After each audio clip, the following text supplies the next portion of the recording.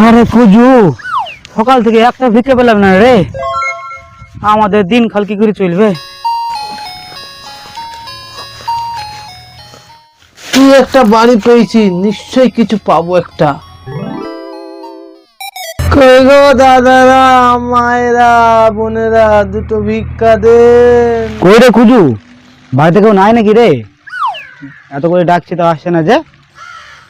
আরে থাম থাম, 3-4 তলা বাড়ি, একটু দেরি তো হবে উপর থেকে নামতে। ওই দেখ একজন আসছে, ওকে জিজ্ঞেস করি। ও দাদা, এই বাড়ির লোকটাকে ডেকে দেন না একটু। আরে কুজু, ভালো করে ডাক, এবার থেকে থাকে না।